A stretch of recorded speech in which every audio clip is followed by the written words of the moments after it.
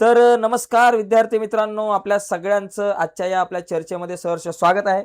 इयत्ता 10वी विज्ञान भाग 1चं हे तिसरं प्रकरण मित्रांनो आज आपण सुरू करतोय. तिसरं प्रकरण रासायनिक अभिक्रिया आणि समीकरणे. मित्रांनो, रासायनिक अभिक्रिया म्हणजे काय आणि समीकरणे म्हणजे काय, या सगळ्या मुद्द्यांवरती आपण जरा डिटेलमध्ये चर्चा करूयात. आज आपल्याला काही प्रयोग सुद्धा बघायचे आहेत ऑनलाईन, ते सुद्धा मी तुम्हाला दाखवणार आहे. कारण बऱ्याच विद्यार्थ्यांच्या शाळांमध्ये प्रयोगशाळा नाहीये, मला माहिती आहे. आणि प्रयोगशाळा नसल्यामुळे लय वाईट अवस्था आहे. म्हणजे आपण म्हणतो की शिक्षण सगळ्यांपर्यंत पोहोचलं पाहिजे. इथे शाळांमध्ये कधी-कधी पत्रा पण नसतो काही ठिकाणी. मग प्रयोगशाळा लांबच राहिली. तर तुम्हाला ऑनलाईन काही मी प्रयोग दाखवणार आहे. तर आता सुरुवातीला आपण ह्या मला काही प्रश्नांची उत्तरं द्या मित्रांनो. घटना काही या आहेत, तर या घटनांमध्ये हा जो बदल जो आहे, तो बदल कशा प्रकारचा आहे तो तुम्हाला सांगायचा आहे. रासायनिक बदल आहे की भौतिक बदल, हे तुम्हाला या ठिकाणी सांगायचं आहे. तर रासायनिक म्हणजे काय? उदाहरणार्थ परत भौतिक बदल म्हणजे काय, की बाबा तो भौतिक बदल जो आहे, तर तो एकदा भौतिक बदल झाल्यानंतर म्हणजे उदाहरणार्थ बर्फ आहे, बर्फाचं पाणी झाल्यानंतर पाण्याचा परत बर्फ होऊ शकतो. तर तो भौतिक बदल आहे. ओके. किंवा पाण्याची वाफ झाली तर वाफेपासून परत पाणी तयार होतं. परत तुम्हाला ते उत्पादित मिळतं. परत रिटर्न ती सगळी प्रक्रिया होत राहते, तो भौतिक बदल. परंतु रासायनिक बदल म्हणजे काय? एकदा दुधाचं दह्यात रूपांतर होणे. दुधाचं दही झालं की दह्याचं परत दूध होत नाही. हा झाला रासायनिक बदल. तर मला आता तुम्ही सांगायचंय, हा जो पहिला जो बदल आहे, पाण्याचे बर्फात रूपांतर होणे, हा भौतिक बदल आहे का रासायनिक बदल आहे? चला लवकर चॅट बॉक्स तुमच्यासाठी खुला आहे. चॅट बॉक्समध्ये झटपट पटापट उत्तर द्यायचंय. हा कुठला बदल आहे? मला सांगा पटकन. बर्फाचे पाण्यात रूपांतर होणे हा कोणता बदल आहे? कुठल्या प्रकारचा बदल आहे? येस, हा आहे भौतिक बदल. तर मला सांगायचंय भौतिक बदल. ओके. बर्फाचे पाण्यात रूपांतर होणे भौतिक बदल आहे. कारण काय, परत पाण्याचा बर्फ होऊ शकतो. अन्न शिजणे, अन्न शिजणे हा कुठला बदल आहे? रासायनिक आहे का भौतिक आहे? अन्न शिजणे. चला पटपट, पटपट मी बाजूला होतो. झटपट तुम्हाला हे दिसतंय हे सगळे बदल. पटापट, झटपट, पटापट सगळे बदल सांगा खटाखट. मित्रांनो, विषय अतिशय सोपा आहे. त्यामुळे काय टेन्शन घ्यायचं नाही. हे प्रकरण अतिशय साधं आणि सोपं आहे. ओके. हा झाला रासायनिक बदल आहे. फळ पिकणे. एकदा फळ पिकलं, आंबा पिकला की परत कच्चा होणार नाही. त्याच्यामुळे हा सुद्धा रासायनिक बदल आहे. दुधाचं दह्यात रूपांतर होणं रासायनिक बदल आहे. ओके. त्याच्यानंतर पाण्याचं बाष्पीभवन होणं. एकदा पाण्याचं बाष्पीभवन झालं, की आकाशामध्ये ढग तयार होतात आणि त्या ढगामधून परत पाणी पडतं. मला सांगा पाण्याचे बाष्पीभवन हा कुठला बदल आहे? तुम्ही आकडा टाका बाबा. 1 नंबर आकडा टाका, भौतिक बदल. ओके, भौतिक बदल असं लिहा. 2 नंबरचा आकडा टाकून ते उत्तर लिहा म्हणजे मला कळेल. अन्न शिजणे 2 नंबरचा रासायनिक बदल. रासायनिक बदल. ओके. त्याच्यानंतर तिसरा 3 नंबरचा आकडा टाकून फळ शिजणे बाबा रासायनिक बदल असं लिहा म्हणजे मला कळेल. आता पाण्याचे बर्फात रूपांतर होणे हा भौतिक बदल आहे. त्याच्यानंतर जठरामध्ये अन्न पचन होणं हा कुठला बदल आहे? जठरामध्ये अन्न पचन होणं हा रासायनिक बदल आहे. डांबर गोळी उघडी ठेवल्यावर तिचा आकार कमी होतो. हा सुद्धा भौतिक बदल आहे. त्याचा एक त्याची वाफ होऊन जाते. हा सुद्धा या ठिकाणी एक भौतिक सॉरी, हा सुद्धा एक एक प्रकारचा हा रासायनिक बदल आहे. ओके. शहाबादी फरशीवर लिंबाचा रस एकदा टाकला की हा सुद्धा इथे सुद्धा एक रासायनिक बदल घडून येतो. तर या ठिकाणी हे सगळे बदल जे आहेत ते तुम्हाला या ठिकाणी इथं दिसतायत. तर हे सगळे समजून घ्या. तर इथे हा सुद्धा ॲक्चुअली इथं रासायनिक बदल आहे. थोडा बदल आहे तो तो थोडासा तुम्ही तुमच्या लेव्हलला करून घ्या. इथं रासायनिक बदल आहे. थोडीशी मिस्टेक झालेली आहे. तर आता आपण थोडासा पुढे जाऊयात. पुढचा महत्त्वाचा पॉइंट मित्रांनो लक्षात घ्या. तुमच्यासाठी अतिशय महत्त्वाचा आहे. बघा, बदलाचे स्वरूप भौतिक विरुद्ध रासायनिक. भौतिक बदल कसं, द्रव्याचं संघटन तसंच राहतं. बदल तात्पुरत्या स्वरूपाचा असतो आणि बर्फाचं पाण्यात रूपांतर होणं किंवा पाण्याचं बाष्पीभवन होणं हा भौतिक बदल आहे. म्हणजे भौतिक बदलामध्ये काय आहे, तात्पुरत्या स्वरूपाचा बदल आहे. म्हणजे एकदा तुमच्या बर्फाचं पाणी झालं, की त्या पाण्याचा परत बर्फ होऊ शकतो. म्हणजे हा तात्पुरत्या स्वरूपाचा असतो.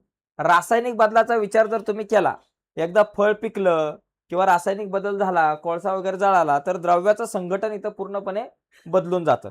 ओके. त्याच्यानंतर इथं बदल जो आहे हा कायमस्वरूपी असतो. त्याचबरोबर नवीन रासायनिक बंध तयार होऊन नवीन पदार्थ या ठिकाणी बनतात. याच्यामधून रासायनिक बदलामधून नवीन पदार्थ तयार होतात आणि अन्न शिजणं, दुधाचं दही होणं किंवा फळ परिपक्व होणे हे सगळे रासायनिक बदल आहे. ओके. आता सगळ्यात इम्पॉर्टंट गोष्ट म्हणजे हे सगळे 5 आपण काय करू, ह्या 5 ज्या काही तुम्हाला या ठिकाणी पुस्तकामध्ये बघा तुमच्या पहिल्या पानावरती या धड्याच्या तुम्हाला पुस्तकामध्ये बघा या ठिकाणी या 5 रासायनिक अभिक्रिया दिल्यात. म्हणजे बाष्पन पात्रामध्ये 1 चमचाभर चुनखडी घ्यायचे. त्याला मोठ्या निळ्या ज्योतीने भरपूर उष्णता द्यायचे, म्हणजे अशा प्रकारे चुनखडी घ्यायचे आणि त्याला उष्णता द्यायचे. तर आता ह्या चुनखडीला उष्णता दिल्यानंतर नेमकं काय होईल, आता मी तुम्हाला एक व्हिडिओ दाखवतो. ती व्हिडिओ तुम्ही बघायचे आणि ती व्हिडिओ बघून मला उत्तर द्यायचंय की बाबा ज्यावेळेस तुम्ही अशा प्रकारे कॉपर कार्बोनेट म्हणजे चुनखडी, या चुनखडीला ज्यावेळेस तुम्ही उष्णता देता, ओके, त्यावेळेस त्याचं काय होतं नेमकं ते मला सांगायचंय. बघा इथे एक प्रयोग आहे, बघा इथं लक्षात घ्या. ही चुनखडी आहे, ओके. उष्णता दिली. उष्णता दिल्यानंतर काय झालं, रंग बदललाय का? रंग बदललेला आहे का मला सांगा. रंग बदललाय का? पहिला मुद्दा आहे, रंग बदलला का? अजिबात नाही. ज्यावेळेस तुम्ही चुनखडीला उष्णता देता, परत एकदा हा प्रयोग बघा, परत एकदा तुम्हाला दाखवतो. नीट बघा काय विषय, काय नेमकं झालेलं आहे या प्रयोगामध्ये. चुनखडी आहे, कॅल्शियम कार्बोनेटला तापवलं, कॅल्शियम ऑक्साईड तयार झालं, कार्बन डायऑक्साईड तयार झाला, okay. Calcium oxide, carbon dioxide तयार झाला. इथं कार्बन डायऑक्साईड तयार झालाय का? झालाय. रंग बदलला का? नाही. रंग अजिबात बदललेला नाहीये या ठिकाणी. फक्त काय झालेलं आहे, रंग तसाच राहिलेला आहे, पांढराच रंग झालेला आहे. रंगामध्ये कुठल्याही पदार्थाचा बदल नाही. जरा नीट बघून घ्या. मी परत थोडासा बाजूला झालोय. तुम्ही जरा चेक करा मित्रांनो. सगळ्या गोष्टी ऑब्झर्वेशन हे अतिशय महत्वाचं आहे. हे सगळ्या प्रकारचे आपण आता प्रयोग बघणार आहे. 5च्या 5 प्रयोग मी तुम्हाला दाखवणार आहे. तर हा जो पहिला मुद्दा आहे, बाष्पन पात्रामध्ये 1 चमचाभर चुनखडी जर तुम्ही टाकली, तर या ठिकाणी काय होतं, रंग अजिबात बदलत नाही आणि कार्बन डायऑक्साईड तयार होतो, ओके. तर इथं जी अभिक्रिया होते, या अभिक्रियेला तुम्ही अपघटन अभिक्रिया असं आहे, असं या ठिकाणी म्हणू शकता, ओके. या ठिकाणी कार्बन डायऑक्साईड वायू बाहेर पडतो आणि हा एक रासायनिक बदल आहे. हा कुठला बदल आहे, तर हा सुद्धा एक रासायनिक बदल आहे. एवढं आपण नीट समजून घ्यायचं आहे, ठीक आहे. चला पुढे जाऊयात. आता इथं त्या सगळ्या डिटेल्समध्ये दिलेलं आहे. कार्बन डायऑक्साईड वायू बाहेर पडतो ज्यावेळेस तुम्ही तापवता चुनखडीला, त्यावेळेस कार्बन डायऑक्साईड बाहेर पडतो, ओके. बघा CaCO3 म्हणजे कॅल्शियम कार्बोनेट आहे, चुनखडी, तिला ज्यावेळेस तुम्ही उष्णता देता, त्याच्यापासून कॅल्शियम ऑक्साईड आणि कार्बन डायऑक्साईड तयार होतो, ओके. आता ही जी अभिक्रिया आहे ही अपघटन अभिक्रिया आहे. उष्णता द्यावी लागते याला. तर रंग जो आहे तो बदललाय का? नाही बदलला. तर या सगळ्या गोष्टी ज्या आहेत त्या आपल्याला नीट समजून घ्यायच्या आहेत. आता पुढचा मुद्दा बघा. पुढची एक आपण हे बघा, आता ही बघा अभिक्रिया. इथे काय झालं, कॉपर सल्फेट म्हणजे CuSO4च्या द्रावणात जस्ताची पूड टाकली, जस्त टाकला. काय झालं बघा. काय दिसतंय तुम्हाला? CuSO4चं द्रावण आहे निळ्या रंगाचं, बरोबर? बघा परत एकदा लक्षात घ्या. हे निळ्या रंगाचं जे CuSO4चं द्रावण आहे, निळ्या रंगाचं द्रावण आहे. त्याच्यामध्ये काय टाकलेलं आहे? झिंक टाकली. त्या निळ्या द्रावणाचं काय झालं? निळ्या रंगाचं काय झालं? निळ्या रंगाचा काय बदल झाला का? काय दिसतंय तुम्हाला? बघा या ठिकाणी परत जरा तुमचं ऑब्झर्वेशन करा. काय केलेलं आहे? दुसऱ्या या प्रयोगामध्ये आपण काय केलंय? कॉपर सल्फेटच्या द्रावणामध्ये जस्ताची पूड टाकली. निळ्या रंगाचं द्रावण होतं. रंग बदललाय का त्याचा? बदललाय. निळ्या रंगाचा काय झाला? पांढरा रंग झालाय. बरोबर? झाला. याचा रंग बदलला. याचा रंग बदलला. निळ्या रंगाचा पांढरा रंग झालाय. झिंक बघा. कॉपर सल्फेट आणि झिंक या दोघांची अभिक्रिया होऊन काय झालं? Zinc sulphate. हे खाली जे तयार झालेलं आहे, तो काय झिंक सल्फेट तयार झालेला आहे. ओके, सॉरी, झिंक सल्फेट तयार झालं वरती आणि खाली आपल्याकडे या ठिकाणी कॉपर आपल्याला या ठिकाणी मिळतं. तर या ठिकाणी हे लक्षात घ्या. तर इथे अशा प्रकारे हा जो रंग आहे कॉपर तो रंग बदललेला आहे पूर्णपणे, तो रंग पांढरा झालाय, ओके. तर रंग बदललाय, रंगहीन झालेला आहे आपण असं म्हणू शकतो. निळा रंग जो आहे तो रंगहीन झाला, पांढरा झाला असं म्हणता येणार नाही. निळा रंग जो आहे तो पूर्णपणे इथं रंगहीन झालेला आपल्याला दिसून येतो, ठीक आहे. आता पुढचा पॉईंट बघा. निळा रंग रंगहीन दिसून येतो आणि त्याचबरोबर इथे काय तांब्याचा थर जमा होतो, ओके. तांब्याचा थर, हा जो थर आहे तो कशाचा जमा झाला? तांब्याचा थर. म्हणजे निळ्या रंगाचं काय होतं? निळ्या रंगाचं आपल्याकडे कॉपर सल्फेट होतं. त्याच्यामध्ये तुम्ही जस्ताची पूड टाकली. ती टाकल्यामुळे काय झालं? रासायनिक अभिक्रिया झाली आणि रासायनिक अभिक्रिया झाल्यानंतर इथं हा रंगहीन झालेला आहे. हे द्रावण जे आहे ते जस्त सल्फेटचं जे द्रावण आहे, द्रावण कसं झालं? जस्त सल्फेटचं द्रावण झालं आणि इथं खाली जो आहे तो कॉपरचा तांब्याचा थर जमा झालेला आहे, ओके. म्हणजे ही जी अभिक्रिया आहे याला विस्थापन अभिक्रिया आपण म्हणतो. झिंक मध्ये बघा, कॉपर सल्फेटच्या द्रावणामध्ये तुम्ही झिंक जस्त टाकलं, त्याच्यामुळे काय झालं? हा जो तुमच्याकडे कॉपर आहे त्या कॉपरची जागा झिंकने घेतली आणि झिंक सल्फेट या ठिकाणी तयार झालं आणि कॉपर बाजूला झालेला आहे, ओके. म्हणजे हा कॉपर खाली आला आणि ह्या निळ्या रंगाचं रंगहीन झालेला आहे. तर अशा पद्धतीने तुम्हाला ही जी काही गोष्ट जी आहे ती आपल्याला नीट तांबड्या रंगाचा, चला बघा, निळा रंग काय झाला? फिका झाला. या निरीक्षण जर बघितलं तर निळा रंग फिका झालेला आहे. तांब्याचा थर जो आहे तो जस्तावरती, तांब्याचा थर या ठिकाणी जस्तावरती जमा झाल्याचा तुम्हाला इथं जमा झाल्याचा दिसतोय तांब्याचा थर, ओके. तर पुढचा पॉईंट बघू. पुढची एक या ठिकाणी अभिक्रिया आहे. बेरियम सल्फेटच्या द्रावणात पोटॅशियम क्रोमेट चे द्रावण घाला. काय होतं बघा, काय झालं या ठिकाणी. परत एकदा ही अभिक्रिया जरा नीट बघा, परत एकदा ही व्हिडिओ नीट बघा. इथं काय दिलंय बघा, हे पांढऱ्या रंगाचं हे द्रावण आहे बेरियम सल्फेटचं, त्याच्यामध्ये या पिवळ्या रंगाचं पोटॅशियम क्रोमेट टाकलं. काय झालं बघा, निळ्या रंग इथं रंग बदललेला आहे. रंग कसा झालाय, पिवळा रंग झाला. आणि खाली पण इथं पिवळ्या रंगाचा एक अवक्षेप आपल्याला या ठिकाणी इथं तयार होताना आपल्याला दिसतो आहे. काय झालं, पिवळ्या रंगाचा अवक्षेप या ठिकाणी तयार होताना दिसतो. आणि ही जी अभिक्रिया आहे ती या अभिक्रियेमुळे उष्णता निर्माण होते आणि ही अभिक्रिया जी आहे ती रासायनिक अभिक्रिया आहे. ठीक आहे, लक्षात आलं तुमच्या. अशा पद्धतीने ही सगळी गोष्ट समजून घ्या. बेरियम सल्फेट होतं पांढऱ्या रंगाचं, त्याच्यामध्ये पोटॅशियम क्रोमेटचं द्रावण ज्यावेळेस आपण टाकतो बेरियम सल्फेटमध्ये पोटॅशियम क्रोमेटचं ज्यावेळेस द्रावण टाकतो आपण, त्यावेळेस इतर रंग बदलतो. तर निळा रंग होतो, सॉरी पिवळा रंग होतो. पिवळ्या रंगाचा अवक्षेप या ठिकाणी खाली तयार होताना आपल्याला दिसतो. ठीक आहे, पुढचा एक या ठिकाणी प्रयोग आहे चौथा, तो बघा. कॅल्शियम क्लोराईडचं द्रावण आहे, त्याच्यामध्ये आपण सोडियम कार्बोनेटचं द्रावण टाकलं. काय झालं बघा, दोन्ही द्रावणं रंगहीन होती. त्याच्यातून काय झालं, काय दिसतंय तुम्हाला, चला परत एकदा बघा आणि ऑब्झर्वेशन तुमचं सांगा, चॅट बॉक्समध्ये सांगा. चला, कॅल्शियम क्लोराईडचं द्रावण आहे या ठिकाणी, रंगहीन आहे. त्याच्यामध्ये सोडियम कार्बोनेटचं द्रावण घातलं. काय झालं, रंग कसा झालाय, काय झालेलं बघा, काय झालं. परत एकदा बघा, रिपीट बघा. तुम्ही रिपीट बघून मला उत्तर सांगा, काय दिसतंय तुम्हाला या ठिकाणी, रंग कसा झालाय, रंग कसा झालाय याचा, रंग पांढरा रंग झाला. ओके, पांढऱ्या रंगाचं किंवा दुधाळ रंग असेल, पांढरा रंग असेल, तर त्या पांढऱ्या रंगाचा या ठिकाणी अवक्षेप या ठिकाणी तयार झाला. तर काही मुलं या ठिकाणी बरोबर उत्तर देतात. ओके, पांढऱ्या रंगाचा म्हणजे कॅल्शियम कार्बोनेट या ठिकाणी तयार झाल्याचं आपल्याला दिसून येतं. ओके, पांढऱ्या रंगाचा इथं अवक्षेप तयार होतो. आता पुढे जाऊयात. पुढचा बघा, पाचवा प्रयोग आपल्याकडे एक आहे. हे बघा, इथं तुम्ही लक्षात आला, हा प्रयोग आता तुम्ही बघितला. आता पाचवा बघा, एका बाष्पन पात्रामध्ये थॅलिक अनहायड्राइड घ्यायचं आहे. थॅलिक अनहायड्राइड त्या बाष्पन पात्रामध्ये घ्यायचं आहे. नरसाळ्याच्या नळीचे तोंड कापसाने बंद करायचे. एक नरसाळे घ्यायचे, त्याचं तोंड कापसाने बंद करायचं आहे. बरोबर.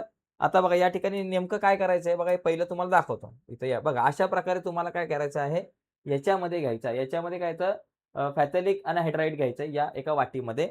त्याच्यावर नरसाळं ठेवायचंय. नरसाळ्याला असा कापूस लावायचा आहे आणि खालून उष्णता द्यायची. तर उष्णता दिल्यानंतर काय होतं बघा, बघा काय होतंय, उष्णता दिली तर काय झालं, त्याला उष्णता दिली, तर उष्णता दिल्यामुळे काय झालं, सॉलिड होतं, त्याची वाफ तयार झाली आणि ती वाफ वर जमा झाली. नरसाळ्याच्या वर ती वाफ जमा झाल्याची आपल्याला दिसून येते. म्हणजे काय होतं, या ठिकाणी वाफ तयार होते आणि ती नरसाळ्याच्या वरती जमा होते. आणि परत त्या ठिकाणी ती जे काही तुमच्याकडे जो स्थायू पदार्थ आहे, घन पदार्थ आहे, त्याच्यापासून सॉलिड आहे, त्याच्यापासून एक वाफ तयार होऊन वरती परत तुम्हाला सॉलिड ती वाफ जी आहे ती थंड होऊन परत ती सॉलिड स्वरूपामध्ये तुम्हाला मिळते. म्हणजे हा जो आहे ती पांढरीच वाफ वरती तयार होते. म्हणजे हा जो बदल आहे, हा भौतिक बदल आहे. परत एकदा जरा नीट लक्षात घ्या, नेमका काय विषय झालेला आहे. इथं या ठिकाणी बघून घ्या. डायग्राम म्हणजे ऑब्झर्वेशन जे आहे ते खूप अतिशय महत्त्वाचं आहे. म्हणजे थॅलिक अनहायड्राइडला जर उष्णता दिली, बघा, थॅलिड अनहायड्राइडला ज्यावेळेस आपण अशा प्रकारे इथं उष्णता दिली, थॅलिड अनहायड्राइडला उष्णता दिली, तर त्याची वाफ होते आणि वाफ होऊन परत वरतीच थॅलिड हायड्राइड आपल्याला जमा झाल्याचं या ठिकाणी दिसतंय. ओके, आणि हा जो बदल आहे इथं रंग कुठल्याही प्रकारचा बदलत नाहीये. ओके, फक्त पांढऱ्या रंगाचा जो आहे तोच राहतो. जो रंग आधीचा आहे तोच रंग आपल्याला तिथं दिसतो. ठीक आहे, अशा पद्धतीने या सगळ्या गोष्टी तुम्हाला समजून घेता येईल. ओके, ही एक भौतिक बदल आहे. हा कुठला बदल आहे, भौतिक बदल आहे. तर अशा प्रकारे हे जे 5 या ठिकाणी तुम्ही कन्सेप्ट समजून घेतल्या, 5 जे काही बदल आहेत, बरोबर, 5 जे काही बदल आहेत ते तुम्ही समजून घेतले, 5 अभिक्रिया. तर या सगळ्या 5च्या 5 अभिक्रिया अतिशय महत्त्वाच्या होत्या. त्या जरा तुम्ही नीट समजून घेतल्या पाहिजे. आता आपल्याकडे काय होतं, की आपल्याकडे कुठल्याही प्रकारचं प्रयोगशाळा नाहीये. त्याच्यामुळे मी या सगळ्या व्हिडिओ एआयने बनवल्यात. त्याच्यामुळे या व्हिडिओजमध्ये थोड्याफार कमतरता असू शकतात. कारण एआयने बनवल्यामुळे काही ना काहीतरी थोड्याशा मिस्टेक याच्यामध्ये कदाचित असू शकतात. परंतु साधारणपणे तुम्हाला समजतील अशा या आहेत. नक्कीच तुम्हाला या 5ही अभिक्रिया 5ही प्रयोग जे आहेत ते नीट समजले असतील. ठीक आहे, आता आपण पुढे जाऊयात. पुढचे जे काही महत्त्वाचे मुद्दे आहेत ते बघा. तर या पॉइंटमध्ये सगळ्यात पहिली गोष्ट, रासायनिक अभिक्रिया म्हणजे नेमकं काय. तर ही संकल्पना आता जरा नीट समजून घ्या. रासायनिक अभिक्रिया म्हणजे काय, जरा आपण समजून घेऊयात. बघा, पहिली गोष्ट बघा, उत्पादिते रासायनिक अभिक्रियेच्या मध्ये काही घटक असतात महत्त्वाचे. उदाहरणार्थ बघा, आता कार्बन आहे, इथं कोळसा दिलाय, पण कार्बन पकडा, कार्बन आणि ऑक्सिजन या दोघांची ज्यावेळेस अभिक्रिया होते, कार्बन आणि ऑक्सिजन या दोघांची ज्यावेळेस अभिक्रिया होते, कार्बन आणि ऑक्सिजन, या दोघांची ज्यावेळेस अभिक्रिया होते, दोघं ज्यावेळेस एकत्र येतात त्यावेळेस त्यांच्यापासून CO2 म्हणजे कार्बन डायऑक्साईड तयार होतात. बरोबर, कार्बन आणि ऑक्सिजन, ओके, यांच्यापासून काय तयार होतो, कार्बन डायऑक्साईड. म्हणजे या दोघांमध्ये एक अभिक्रिया झाली, दोघांमध्ये एक रासायनिक अभिक्रिया झाली आणि त्या रासायनिक अभिक्रियेमुळे कार्बन डायऑक्साईड हे उत्पादित मिळालं.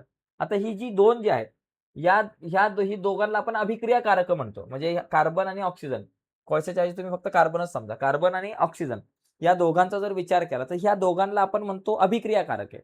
आणि अभिक्रियाकारकांपासून एक उत्पादित मिळतं, आपल्याला काहीतरी प्रोडक्ट मिळतं, एक उत्पादित मिळतं. तर या ठिकाणी अभिक्रियाकारके किंवा अभिक्रियाकारक आपण त्याला म्हणतो, जे पदार्थ बंध विभाजनाद्वारे रासायनिक अभिक्रियेत सहभागी होतात. ही दोन्ही अभिक्रियाकारके रासायनिक अभिक्रियेमध्ये सहभागी होतात आणि यांच्यापासून आपल्याला उत्पादित मिळतं. तर उत्पादिते म्हणजे काय, अभिक्रियेचा परिणाम म्हणून नवीन बंध तयार होतात. म्हणजे या अभिक्रियेचा परिणाम म्हणजे या दोन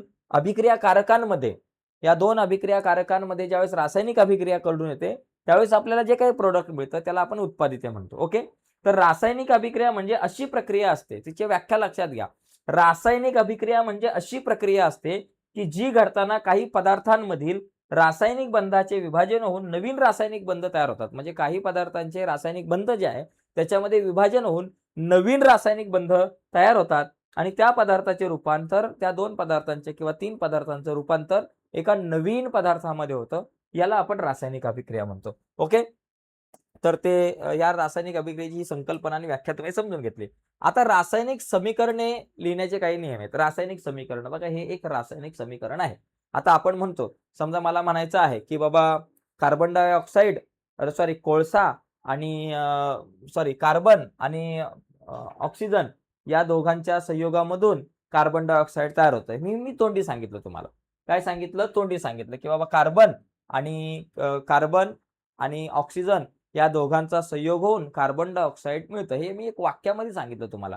पण ते समीकरणामध्ये जर लिहायचं झालं तर तुम्ही असं लिहू शकता, कार्बन आणि अधिक ऑक्सिजन बरं का, ऑक्सिजन यांच्या संयोगामधून आपल्याला कार्बन डायऑक्साईड मिळतं. कार्बन डायऑक्साईड मिळतं. ऑक्साईड. आता हे काय झालं, हे समीकरण मी शब्दामध्ये लिहिलं.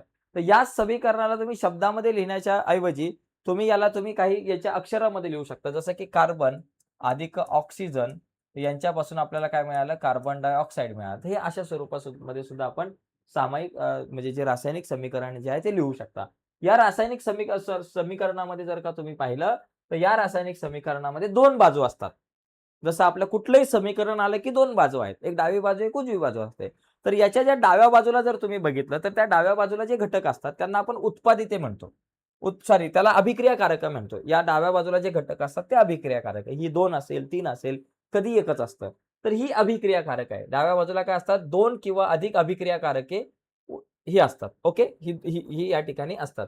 आणि हे अधिकचं जे चिन्ह आहे ते कशासाठी असतं, की बाबा ह्या दोन अभिक्रियांमध्ये ती अभिक्रिया होणार आहे. ते प्लस अधिकचं चिन्ह म्हणजे प्लसचं चिन्ह ज्या दोघांमध्ये अभिक्रिया आहे त्यांना जोडण्यासाठी अधिकचं चिन्ह आपण वापरतो. जसं इथं कॉपर सल्फेट आणि झिंक ही दोन जी आहेत ती अभिक्रियाकारक आहेत. ओके, जी डाव्या बाजूला आहे. उजव्या बाजूला जी असतात त्याला आपण उत्पादिते म्हणतो. जसं झिंक सल्फेट आणि कॉपर ही दोन उत्पादिते आहेत. ओके, त्याच्यानंतर हा जो बाण आहे, हा बाण अभिक्रियेची दिशा दर्शवण्यासाठी, अभिक्रियेची दिशा म्हणजे या दोघांपासून हे उत्पादित मिळणार आहे. दोन अभिक्रियाकारकांपासून ही उत्पादिते आपल्याला मिळणार आहे. म्हणजे अभिक्रियेची दिशा दर्शवण्यासाठी. त्याच्यानंतर हा जो चिन्ह आहे, हे चिन्ह कशासाठी आहे, हे उष्णतेसाठी. बाबा याला या अभिक्रिया होत असताना उष्णता दिलेली आहे का? उष्णता दिली असेल तर मग हे चिन्ह वापरलं जातं. नसेल दिली तर हे चिन्ह वापरलं जात नाही. ओके, त्याच्यानंतर इथं बघा, इथं AQ आहे, ॲक्विक आहे, इथं यस आहे, इथं हित आहे, इथं यस आहे, इथं AQ आहे. याचा वापर कशासाठी होतो, जी अभिक्रियाकारक असतील, उत्पादित असतील, जी काही तुमच्याकडे या ठिकाणी मूलद्रव्य असू शकतात किंवा संयुग असू शकतात, तर त्यांची जी अवस्था दर्शवण्यासाठी. कारण तुम्ही बघा, पाणी जे आहे त्या पाण्याची अवस्था कधी-कधी आपल्याकडे बर्फामध्ये असते, कधी-कधी ते वाफेच्या स्वरूपामध्ये असतं, कधी-कधी ते म्हणजे सॉलिड असतं, लिक्विड स्वरूपामध्ये असतं, ॲक्विक स्वरूपामध्ये असू शकतं. तर ते दर्शवण्यासाठी म्हणजे इथं जर का भौतिक अवस्था जी आहे, स्थायू यस असेल तर समजायचं बाबा स्थायू अवस्था आहे. एल असेल तर लिक्विड म्हणजे द्रव अवस्था आहे. जी असेल तर वायू म्हणजे गॅस अवस्थेमध्ये आहे. AQ म्हणजे जलीय द्रावण आहे, ॲक्विक आहे. यामध्ये असणार आहे. तर अशा पद्धतीनं या सगळ्या गोष्टी इथं दर्शवल्या जातात. ही सगळी चिन्ह जी आहेत ती नीट समजून घ्या. आणि प्लस इथं उष्णता तयार झाली. म्हणजे इथं उष्णता, इथं प्लस उष्णता म्हणजे इथं उष्णता तयार झालेली आहे. असं आपण या ठिकाणी म्हणू शकतो. आणि ह्या बाणाचा खाली आलाय बाण. खाली जर बाण आला असेल तर याचा अर्थ काय बाबा, एक अवक्षेप तयार झालेला आहे. अद्रव्य स्थायू तयार झाल्यास खालच्या दिशेने बाण तयार होतो खाली. आणि जर वायू तयार झाला असेल, कार्बन डायऑक्साईड वगैरे एखादा वायू तयार झाला असेल तर ते वरच्या दिशेने बाण तुम्हाला तिथं दिसणार आहे. बरोबर? बघा, हे असं जर वर बाण असेल तर समजायचं वायू असेल किंवा गॅस असेल. जर उत्पादित वायू स्वरूपामध्ये असेल तर वरची दिशा दाखवतात की बाबा ते वायू स्वरूपामध्ये आहे. उष्णता, हीट म्हणजे बाहेरून उष्णता दिली असल्यास किंवा अभिक्रियाकारक होत असताना बाहेर पडल्यास ही उष्णता आहे. ठीक आहे. कधी कधी ही उष्णता बाहेरून दिली असल्यास आणि ही उष्णता निर्माण झाली असल्यास. तर अशा पद्धतीने मित्रांनो हे रासायनिक समीकरण जे आहे ते लिहिण्याचे काही नियम आहेत. त्या गोष्टी तुम्हाला एवढ्या छोट्या एका पॅराग्राफ, एक फोटो मधून तुम्हाला समजतील. या सगळ्या ज्या नोट्स आहेत मी आपल्या या ॲपवरती मी तुमच्यासाठी देणार आहे. ठीक आहे. चला पुढे बघा. पुढचा पॉइंट या ठिकाणी आपण समजून घेऊयात. पुढचे काही मुद्दे आहेत. तर संतुलित करणं, रासायनिक समीकरण तुम्हाला संतुलित करणं म्हणजे नेमकं काय? तर ते कसं संतुलित करायचं? बघा, जर का आता माझ्याकडे जर का समजा एखादा अशा प्रकारचा तराजू आहे आणि मी दुकानामध्ये गेलो. दुकानामध्ये गेल्यानंतर त्याला म्हटलं की बाबा 1 किलो साखर दे. तर तो दुकानदार काय करतो, इथे 1 किलोचं वजन ठेवतो आणि मग इथं साखर तो ओतत जातो, ॲड करत जातो. पहिले आणतो साखर, साखर टाकतो, बघतो काय बाबा साखर जरा कमी आहे. मग तो अजून 1 कप भरून साखर टाकतो. बाबा अजून कमी आहे. मग अजून 1 कप भरून साखर टाकतो. मग लक्षात येतं की बाबा साखर जास्त झाली. मग तो काढतो पण साखर. म्हणजे अशा पद्धतीने इथं ह्या तराजूचं जसं समान केलं जातं, तसंच समीकरण जे आहे संतुलित तुम्हाला करावं लागतं. संतुलित करण्यासाठी नेमक्या कुठल्या पायऱ्या आहेत ते आपण समजून घेऊयात. ओके. असंतुलित समीकरण म्हणजे काय? दोन्ही बाजूंना अणूंची संख्या समान नाही.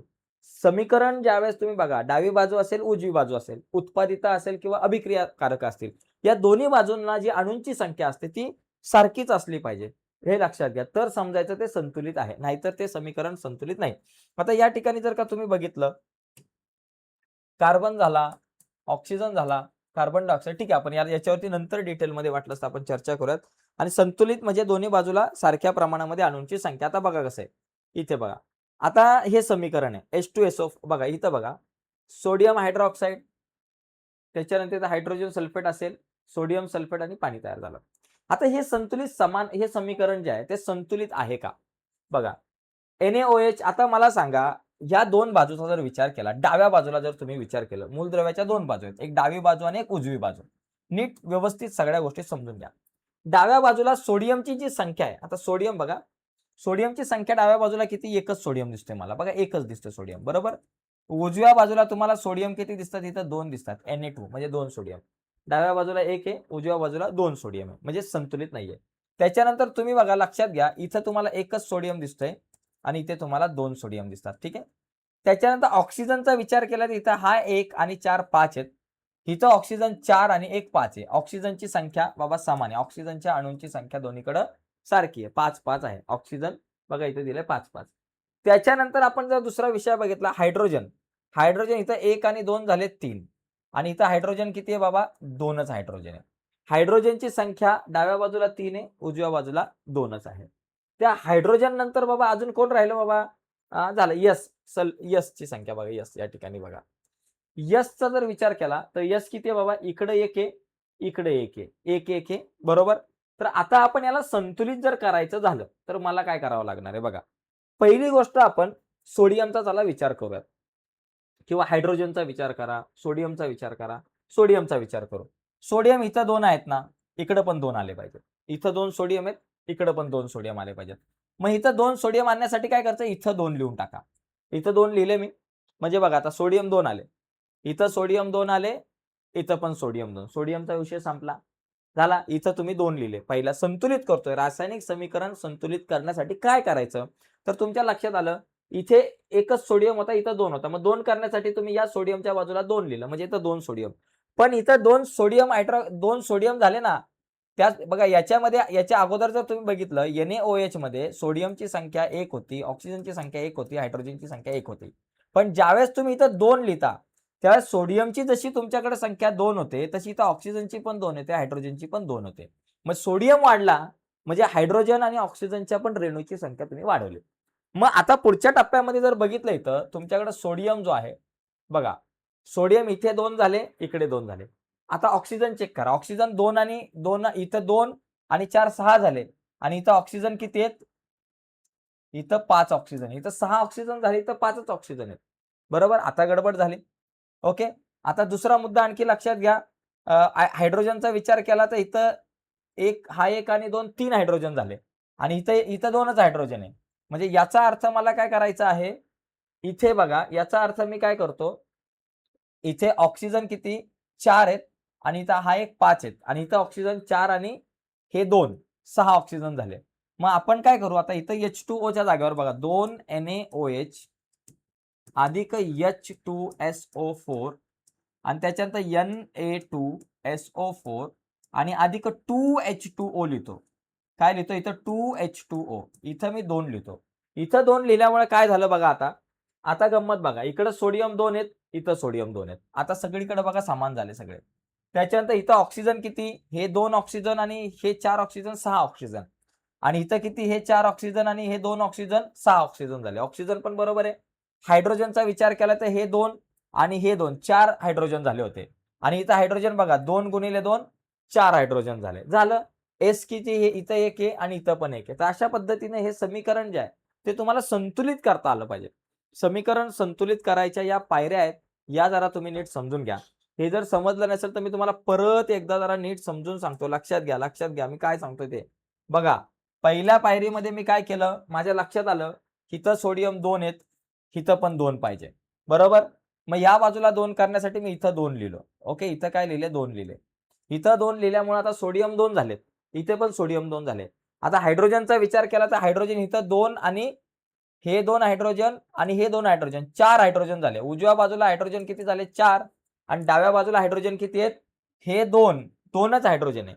मग ह्या 2चे पण 4 झाले पाहिजे. या 2चे 4 करण्यासाठी इथे तुम्हाला 2 लिहावं लागेल. मग इथं 2 लिहिले. 2चे 4 करण्यासाठी मी इथं 2 लिहिले. म्हणजे इथं 4 हायड्रोजन झाले आणि इथं पण हे 2 आणि हे 2 4 हायड्रोजन झाले. म्हणजे समीकरण संतुलित झालं. बघा बाकी सगळ्या गोष्टी पण समान आहे. ऑक्सिजन किती? हे 2 आणि 4 6 ऑक्सिजन. इथं पण हे 4 आणि हे 2 6 ऑक्सिजन. ऑक्सिजन पण बरोबर झाले. ओके.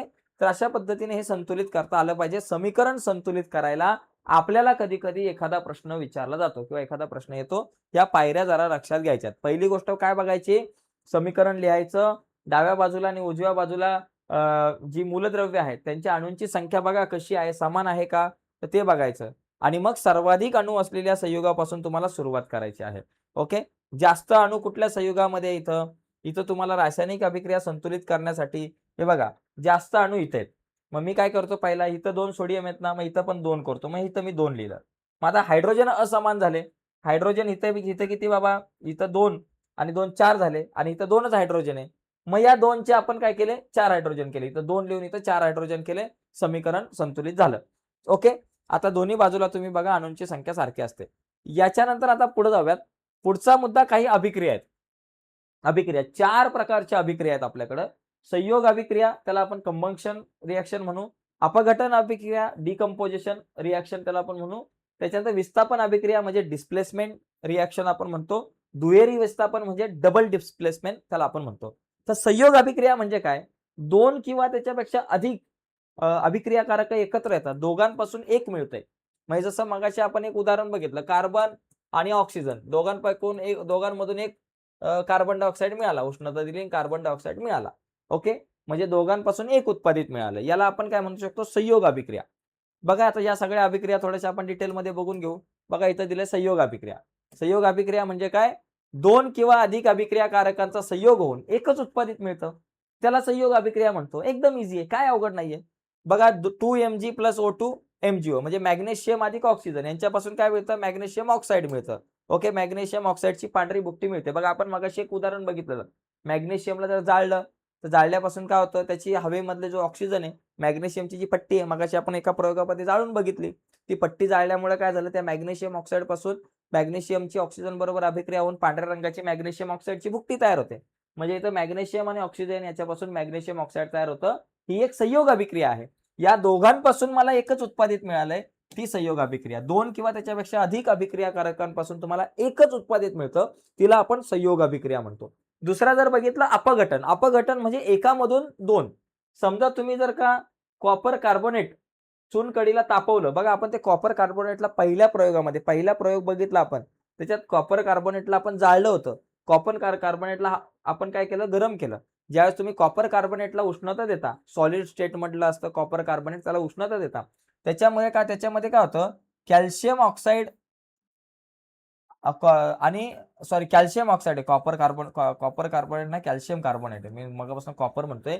कॅल्शियम कार्बोनेट जे आहे त्याला ज्यावेळेस आपण उष्णता देतो, त्यावेळेस याच्यापासून आपल्याला काय होतं, कॅल्शियम ऑक्साईड आणि कार्बन डायऑक्साईड तयार होतं. म्हणजे इथं एकापासून 2 म्हणजे एकाच अभिक्रियाकारकापासून अधिक उत्पादिते मिळतात.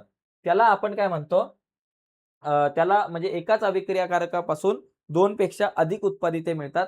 त्याला आपण म्हणतो अपघटन अभिक्रिया.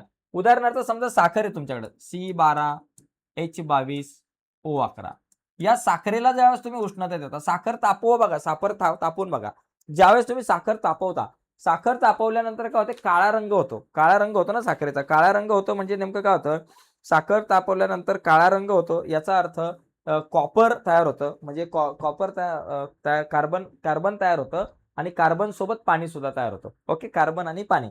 मग या ठिकाणी आपण म्हणू शकतो 12 कार्बन अधिक पाणी H2O. पाणी या ठिकाणी तयार होतं. इथं 11 लिहा, 11 H2O पाणी तयार होतं. तर अशा पद्धतीने ही सुद्धा एक अभिक्रिया जी आहे ती अपघटन अभिक्रिया. म्हणजे साखर तापवल्यामुळं कार्बन आणि तुम्हाला पाणी मिळतं, ही सुद्धा अपघटन अभिक्रिया. म्हणजे एकापासून तुम्हाला जास्त उत्पादनं मिळतात.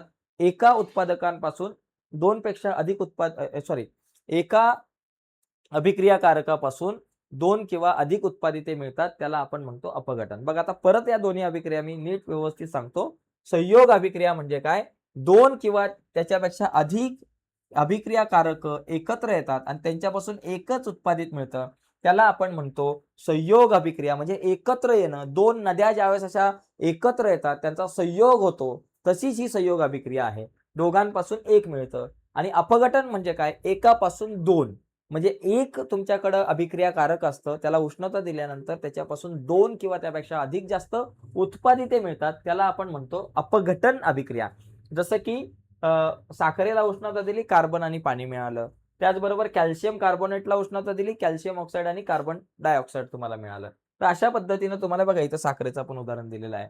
अशा पद्धतीनं ह्या 2 संकल्पना तुम्ही समजून घेऊ शकताय. त्याच्यानंतर पुढे बघा विस्थापन अभिक्रिया आहे. विस्थापन अभिक्रिया म्हणजे काय? आता वर्गामध्ये समजा तुम्ही बसलेत. 2 मुलं वर्गामध्ये बसलेत मस्त शांतपणे आणि त्याच्यामध्ये एक बिचारा लय गरीब पोरगा असतो आणि नंतर दुसरा एक बाहेरून येतो मुलगा. बाहेरून मध्ये तो जरा लेट येतो पोरगा म्हणजे वर्ग अजून म्हणजे ॲक्चुअली लेट म्हणजे उशिरा आलेला आहे आणि शिक्षक पण शाळेमध्ये आलेले नाहीत. आणि तो बिचारा शांत गरीब मुलगा आपल्या जागेवर बसलाय आणि तो दुसरा मुलगा आहे तो भांडखोर डॉन असतो तो जास्त एकदम डॉन असतो. तो म्हणतो, "ए चल उठ इथून."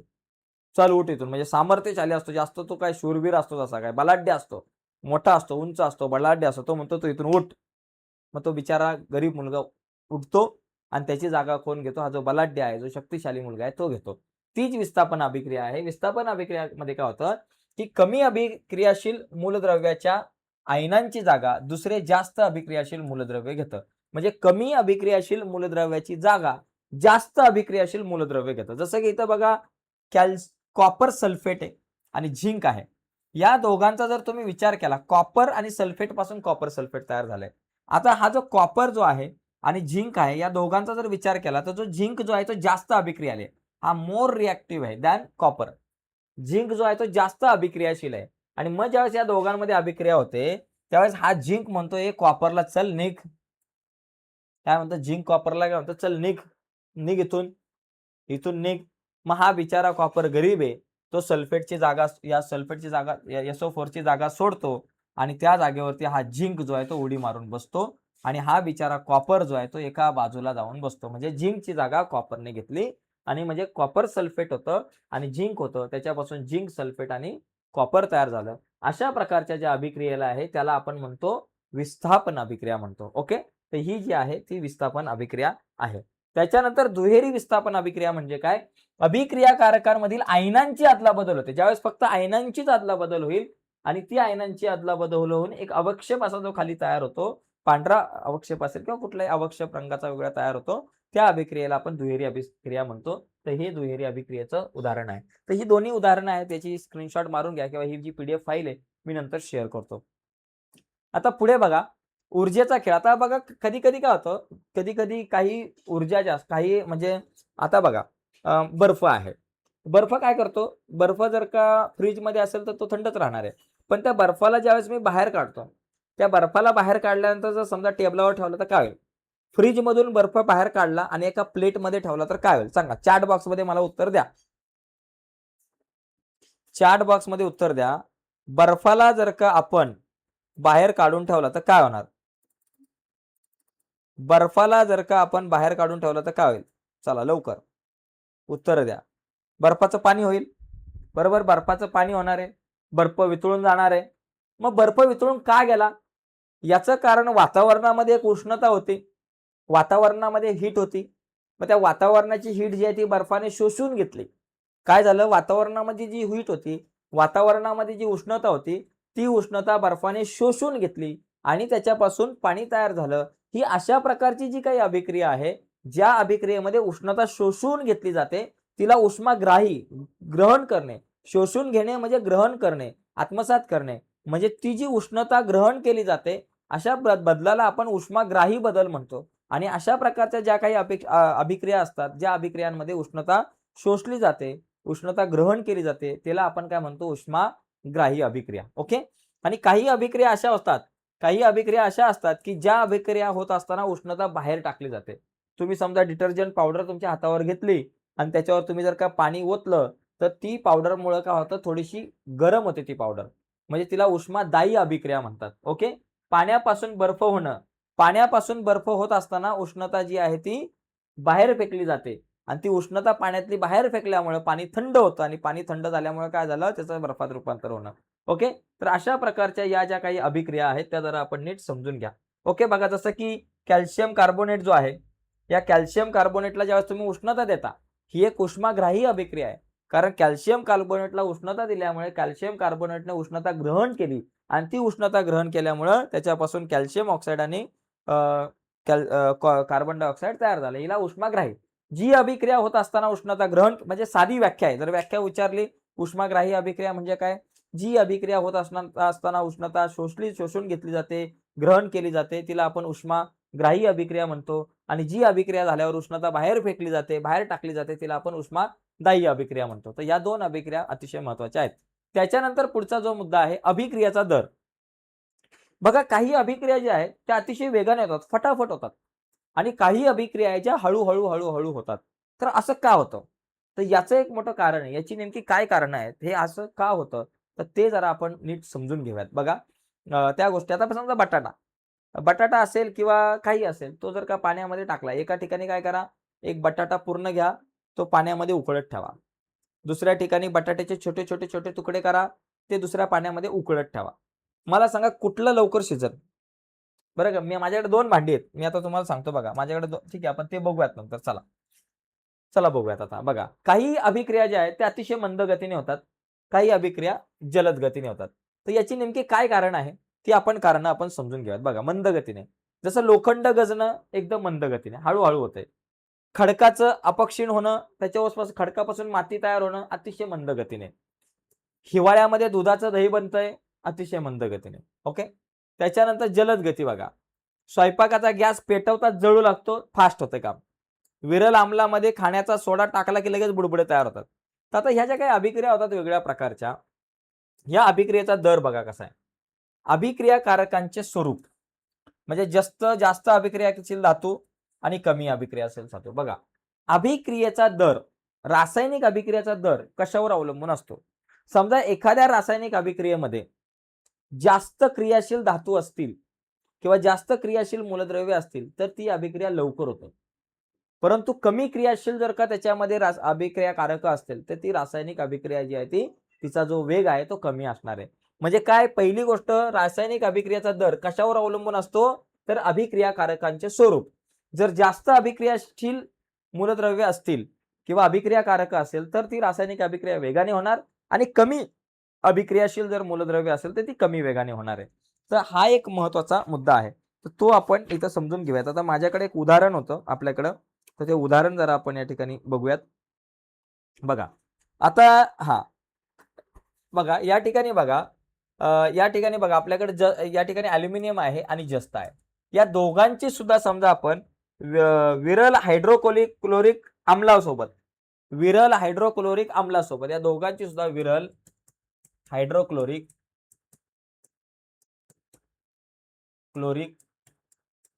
आम्लासोबत यासोबत अभिक्रिया केली. मी अल्युमिनियम घेतला आणि त्या अल्युमिनियमची अभिक्रिया विरल हायड्रोक्लोरिक आम्लासोबत केली आणि झिंकची अभिक्रिया विरल हायड्रोक्लोरिक आम्लासोबत केली. तर कोणाची अभिक्रिया लवकर होणार आहे? तर कोणाची होणार आहे? तर इथं अल्युमिनियमची, कारण अल्युमिनियमची आहे जे जास्त अभिक्रियाशील आहे झिंकपेक्षा. म्हणजे जे अभिक्रियाकारक जर का जास्त अभिक्रियाशील असेल तर ती अभिक्रिया वेगाने होणार, कमी असेल तर कमी वेगाने. दुसरा मुद्दा कणांचा आकार. आता मी तुम्हाला सांगतो की मी मग असे उदाहरण दिलं बटाट्याचं. एक अख्खा बटाटा घ्या, तो एका पातेल्यामध्ये ठेवा, पाण्यात टाका आणि त्या बटाटा एक पातेला घ्या, 2 पातेले घ्या. ए प्रकारचं पातेलं. आता मला सांगा, मी ए प्रकारचं पातेलं घेतलं. त्या ए प्रकारच्या पातेल्यामध्ये बघा हे पातेलं असं आहे ए प्रकारचं, त्याच्यात एक बटाटा ठेवला आणि दुसरं ए बी प्रकारचं पातेलं आहे. ए आहे आणि दुसरं बी आहे. त्याच्यामध्ये बटाट्याचे छोटे छोटे तुकडे घेतले आणि पाणी पण आहे बरं का. हे प्लस पाणी आहे. याला उष्णता दिली आणि याला पण उष्णता दिली. मला सांगा ए प्रकारचा बटाटा लवकर शिजणार वरचा ए मधला बटाटा लवकर शिजेल का बी मधला बटाटा लवकर शिजेल? सांगा चला. यस, कोण शिजणार लवकर? सांगा. बी मधला बटाटा लवकर शिजणार. का शिजणार? बी मधला बटाटा लवकर का शिजणार? बी मधला बटाटा लवकर का शिजणार? कारण आकार कमी आहे. त्याच्यामुळे कणांचा आकार, रासायनिक अभिक्रिया होत असताना सुद्धा कणांचा आकार हा अतिशय महत्वाचा असतो. जर एखाद्या रासायनिक अभिक्रियामध्ये कणांचा आकार जर का कमी असेल तर ती रासायनिक म्हणजे एखादंच कुठलं तरी मूलद्रव्य तुम्ही घेतलं आणि त्या मूलद्रव्याची अभिक्रिया करत असताना जर ते मूलद्रव्य जर का तुम्ही बघा याच्यामध्ये एक उदाहरण आपण या ठिकाणी बघूया कणांचा आकार जो आहे त्या संदर्भातला. बघा शहाबादी फरशीचा तुकडा, बरोबर, आणि विरल हायड्रोक्लोरिक ऍसिड. शहाबादी फरशीचा तुकडा घेतला आणि विरल हायड्रोक्लोरिक ऍसिड घेतलं, बरोबर, आणि त्याची एक अभिक्रिया झाली. आणि दुसरी गोष्ट, शहाबादी फरशीचा चुरा घेऊन तो विरल हायड्रोक्लोरिक ऍसिड मध्ये टाकला तर तो चुरा घेऊन जी अभिक्रिया होणार आहे ती जास्त वेगाने होणार आहे. कणांचा आकार जितका कमी असणार आहे तितका अभिक्रियेचा वेग जास्त असणार. त्याच्यानंतर सहती, म्हणजे विरल आम्लापेक्षा सहत आम्लाबरोबर अभिक्रिया जलद होते. हे पण लक्षात घ्या. सहती सुद्धा अतिशय महत्वाची आहे. त्याच्यानंतर तापमान, टेम्परेचर. तापमान वाढलं की अभिक्रियेचा दर वाढतो आणि त्याचबरोबर उत्प्रेरक, कॅटलिस्ट आपण त्याला म्हणतो. उत्प्रेरक जे आहे ना, ते उत्प्रेरक सुद्धा काय करतं की उत्प्रेरक सुद्धा एक महत्वाची भूमिका बजावतं रासायनिक अभिक्रियेचा वेग वाढवण्याची. तर रासायनिक अभिक्रियेचा वेग कशावर अवलंबून आहे? पहिली गोष्ट, अभिक्रियाकारकांचं स्वरूप. जास्त क्रियाशील अभिक्रियाकारक असेल तर वेगाने अभिक्रिया होणार आहे. कमी क्रियाशील अभिक्रियाकारक असेल तर कमी वेगाने. दुसरा मुद्दा, कणांचा आकार कमी असेल तर अभिक्रिया वेगाने होईल. कणांचा आकार मोठा असेल तर अभिक्रिया कमी वेगाने होईल. तिसरा मुद्दा, सहती. विरल आम्लापेक्षा सहत आम्लासोबत अभिक्रिया जी आहे ती जलद होते. त्याच्यानंतर तापमान जर अधिक असेल तर अभिक्रिया जी आहे ती वेगाने होणार. तापमान कमी असेल तर अभिक्रिया कमी वेगाने. जसं की तुम्ही ज्यावेळेस दही लावता, तुम्ही एक काम करा, दोन वाट्यांमध्ये दूध घ्या आणि दोन्ही वाट्यांमध्ये समान प्रमाणामध्ये थोडं दही टाका, एक चमचा, आणि ते दही लावायला 1 वाटी बाहेर ठेवा कुठंतरी आणि 1 वाटी फ्रीजमध्ये ठेवा आणि 2 दिवसानंतर बघा कुठलं दही लवकर लागलेलं असेल किंवा दुसऱ्या दिवशी बघा कुठल्या दुधाचं दही लवकर झालंय. तर जिथं तापमान जास्त आहे फ्रीजच्या बाहेर त्या दुधाचं दही लवकर झालेलं असेल. तापमान महत्वाचं. आणि उत्प्रेरक म्हणजे काय माहितीये का मित्रांनो? लक्षात घ्या. उत्प्रेरक त्याला इंग्लिशमध्ये कॅटलिस्ट म्हणतो. बघा उत्प्रेरकाची भूमिका ही अतिशय महत्वाची आहे. म्हणजे समजा 2 मित्र आहेत, दोघांमध्ये भांडणं चाललेले आहेत, चांगली भांडणं, दोघांमध्ये भांडणं चाललेले आहेत आणि तिसरा येतोय म्हणतोय, अरे बापरे त्याने बघ तुला अशी शिवी दिली. तिसरा येतोय त्या दोघांमधली भांडणं सोडवत नाही. तो काय करतोय, तो अजून वाढवण्याचा प्रयत्न करतो. अरे बापरे तुला असं बोलला, दुसऱ्या म्हणतो अरे तुला तसं बोलला, आणि त्या दोघांची भांडणं अजून वाढते. म्हणजे ह्या एकट्याच्या येण्यामुळं ती भांडणं जशीच्या तशी राहिली नाही, तर ती जास्त वाढली मोठ्या प्रमाणामध्ये. म्हणजे ए आणि बी या दोघांची भांडणं चालू होती. हा सी भावड्या आला आणि त्यांनी भांडणं अजून वाढवली. तर हा जो सी जो आहे त्याला आपण उत्प्रेरक म्हणू शकतो. म्हणजे ज्याच्या उपस्थितीमुळे वेग वाढतो रासायनिक अभिक्रियेचा, त्याला आपण उत्प्रेरक असं म्हणतो. म्हणजे उत्प्रेरकामुळे सुद्धा रासायनिक अभिक्रियेचा वेग वाढत असतो. ओके. याच्यानंतर आपल्याकडे एक छोटेसे मुद्दे आहेत 1-2. याच्यामध्ये बघा ऑक्सिडीकरण अभिक्रिया एक आहे आणि क्षपण अभिक्रिया आहे. बरोबर? ऑक्सिडीकरण अभिक्रिया म्हणजे काय? ज्या अभिक्रियेमध्ये ऑक्सिजन स्वीकारला जातो, ऑक्सिजन एकत्र येतो किंवा हायड्रोजन निघून जातो, त्या अभिक्रियेला आपण ऑक्सिडीकरण म्हणतो. म्हणजे ऑक्सिजन मिळवणे किंवा हायड्रोजन गमावणे. जसं की कार्बन असेल, ऑक्सिजन असेल, त्याच्यामधून कार्बन डायऑक्साईड तयार झाला किंवा तुमच्याकडे कॉपर असेल आणि ऑक्साईड असेल, याच्यापासून कॉपर ऑक्साईड तयार झालं. याच्यामध्ये ऑक्सिजन स्वीकारला गेलेला आहे. ऑक्सिजन मिळालेला आहे. म्हणजे ही जी अभिक्रिया आहे, या अभिक्रियेला तुम्ही काय म्हणणार? ऑक्सिडीकरण म्हणणार. ओके. ऑक्सिजन मिळणे किंवा हायड्रोजन गमावणे किंवा हायड्रोजन जर गमावला असेल, तर त्या अभिक्रियेला सुद्धा आपण काय म्हणतो? ऑक्सिडीकरण म्हणतो. आणि क्षपण अभिक्रिया म्हणजे काय? ज्याच्यामध्ये ऑक्सिजन गमावला जातो, ऑक्सिजन निघून जातो, तिला क्षपण अभिक्रिया म्हणतो किंवा हायड्रोजन मिळवला जातो, तिला क्षपण अभिक्रिया म्हणतो. ओके. आणि याच्यामध्ये ऑक्सिडीकरण बघा, याच्यामध्ये आता रेडॉक्स अभिक्रिया म्हणजे काय? एकाच वेळेस ऑक्सिडीकरण आणि क्षपण या दोन्ही अभिक्रिया एकाच वेळेस होतात, त्याला आपण रेडॉक्स अभिक्रिया असं म्हणतो. तर या ज्या काही गोष्टी आहेत त्या जर आपण नीट समजून घेतल्या पाहिजे. तर त्याच्यामध्ये बघा, एक लक्षात घ्या किंवा कधी-कधी आयनिक अभिक्रिया आणि इलेक्ट्रॉनची देवाणघेवाण बघा. केवळ ऑक्सिजन आणि हायड्रोजन नव्हे, तर इलेक्ट्रॉनच्या माध्यमातून सुद्धा ऑक्सिडीकरण किंवा क्षपण जे आहे ते होतं. ओके. समजता येतं. जसं की इथे बघा, इथं इथं बघा या ठिकाणी फेरसचे जे आयन 2 होते, त्याचे या ठिकाणी 3+ आयन झाले. एक निघून गेलाय इलेक्ट्रॉन आपण त्याला म्हणू शकतो. इलेक्ट्रॉनच्या माध्यमातून सुद्धा अशा प्रकारे आपल्याला समजून घेऊ शकतो. म्हणजे धनप्रभार वाढतो. म्हणजेच आयन एक इलेक्ट्रॉन गमावतो. ऑक्सिडीकरण म्हणजे एक किंवा अधिक इलेक्ट्रॉन गमावणे. आता याने काय केलंय बाबा, 2 होता, 1 इलेक्ट्रॉन गमावला. 1 इलेक्ट्रॉन गमावल्यामुळे काय झालेलं आहे, इथे सुद्धा जी अभिक्रिया झाली, त्या अभिक्रियेला ऑक्सिडीकरण म्हणतो. ज्यावेळेस इलेक्ट्रॉन गमावला जातो, त्याला आपण ऑक्सिडीकरण म्हणतो. म्हणजे अशा स्वरूपामध्ये सुद्धा आपल्याला ऑक्सिडीकरण ही संकल्पना समजून घेता येऊ शकते. आणि त्याच्यानंतर बघा, हां, आता ही उजळणी, आज आपण एवढ्या सगळ्या गोष्टी ज्या आहेत त्या बघितल्यात. मी थोडंसं लेट शेवटी जरा फास्टमध्ये घेतलं, पण नंतर रिव्हिजनमध्ये या सगळ्या मुद्द्यांवरती आपण डिटेलमध्ये चर्चा करूया. ठीक आहे. तर या सगळ्या गोष्टी आपण आज समजून घेतला. समीकरण म्हणजे काय ते बघितलं. डावीकडे असतात अभिक्रियाकारके, उजवीकडे असतात उत्पादिते. ऊर्जेचा दर आपण बघितला, उष्माग्राही. त्याच्यानंतर आपण 4 अभिक्रिया बघितल्या. संयोग अभिक्रिया, अपघटन अभिक्रिया, विस्थापन अभिक्रिया आणि दुहेरी विस्थापन अभिक्रिया. त्याच्यानंतर ऊर्जा व दर आपण बघितलं, ज्याच्यामध्ये उष्मादायी अभिक्रिया, उष्माग्राही अभिक्रिया बघितलं. आणि त्याच्यानंतर रेडॉक्स अभिक्रिया म्हणजे काय, ऑक्सिडीकरण म्हणजे काय, क्षपण म्हणजे काय. आणि त्याच्यानंतर अजून 1-2 महत्त्वाचे मुद्दे याच्यामध्ये आहेत जे राहिले. ते 2 मुद्दे म्हणजे काय, एक तर क्षरण आहे. त्याच्यामध्ये क्षरण एक मुद्दा आहे आणि दुसरा जो पॉइंट आहे त्याला आपण म्हणतो बघा, एकच मुद्दा राहिलाय. ऑक्सिडीकरण, क्षपण झालं. अजून 1-2 मुद्दे राहिले त्याच्यामध्ये. हां, एक तर क्षरण आहे. बघा, धातूचं क्षरण होतं. म्हणजे आपण समजा लोखंड जो आहे, तो लोखंड जो आपण जर का त्याला पाण्यामध्ये ठेवला किंवा बाहेर ठेवला किंवा आपल्या खिडकीला कुठेतरी शाळेच्या लोखंडाची तार असते, लोखंडाचे गज असतात आणि आपण काही दिवसानंतर बघतो तर ते लोखंडाचे गज नवीन जे बसवलेले असतात, त्याच्यावरती एक तांबूस रंगाचा थर तयार होतो. तर त्या तांबूस रंगाच्या थराला आपण काय म्हणतो, गंज म्हणतो. आणि अशा प्रकारे या गंजाच्या माध्यमातून वस्तूचं क्षरण जे आहे ते आपल्याला होत असताना दिसतं. ओके. तर याच्यानंतर एक खवटपणा, आपण एक कन्सेप्ट आपण समजून घ्या.